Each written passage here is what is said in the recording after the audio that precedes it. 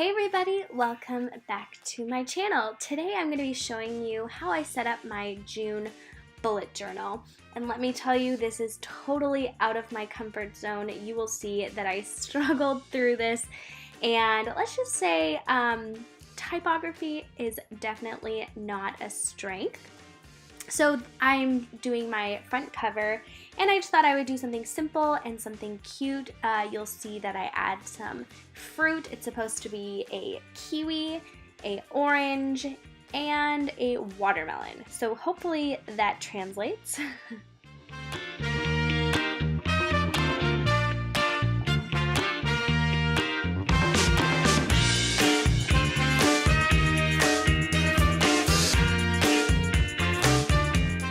Usually I like to do the month at a glance right after I make that front page, but I forgot this time and jumped right to my weekly schedule section.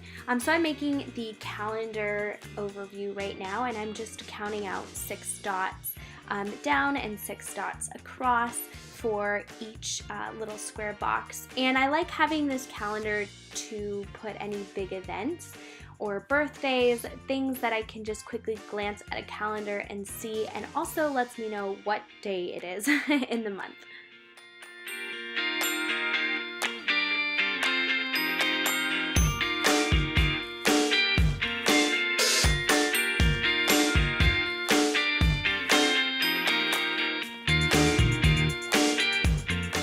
So I have to admit, I failed so hard on this part. I wanted to make it really cute with a quote, and it just turned out so ugly, and you'll see I tried to fix it.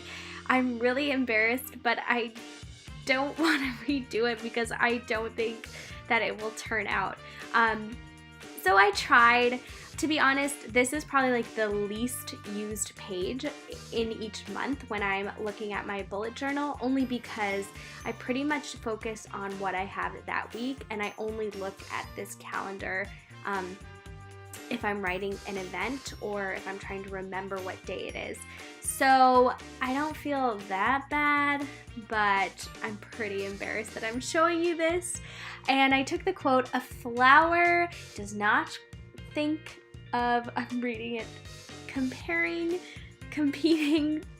I'm trying to read my writing. "A flower does not think of competing to the flower next to it, it just blooms." And I thought that was a great quote because lately I've just been feeling like I need to stop comparing myself, and this just failed.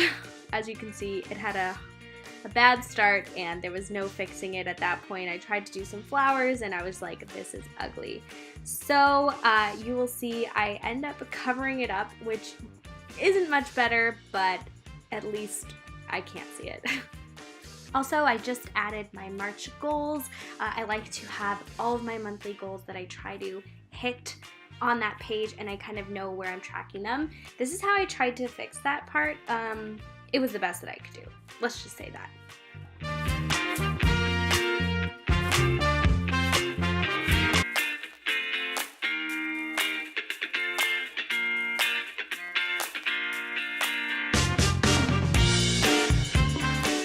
For me, the most important page is my YouTube video page. This is kind of where I have this conversation with myself about what my videos are going to be, my ideas. I let this be like a free-flowing thought page that I just write everything down, and then I fine-tune it later on the computer, and it's just where the ideas live, here, right here.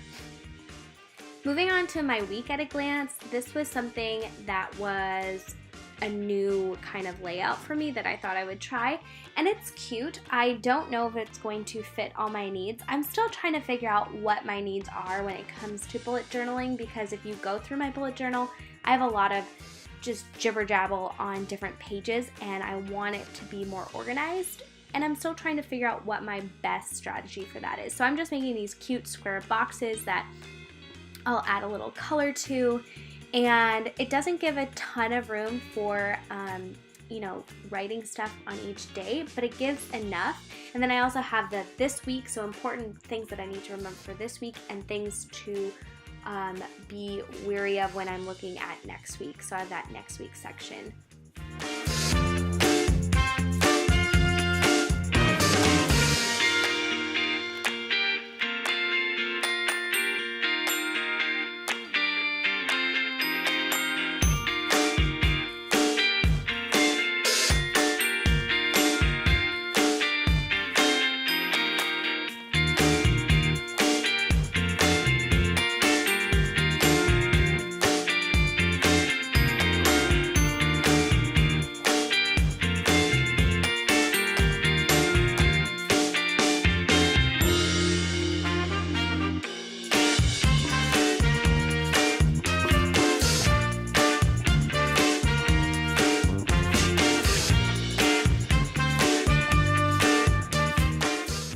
this is what June looks like for me. I promise you, I'm learning and I'm getting better. Bullet journaling is still so new to me, and I get a lot of ideas from Pinterest. I took this one from Pinterest, and I hope that you like it. If you do, give this video a thumbs up and don't forget to subscribe.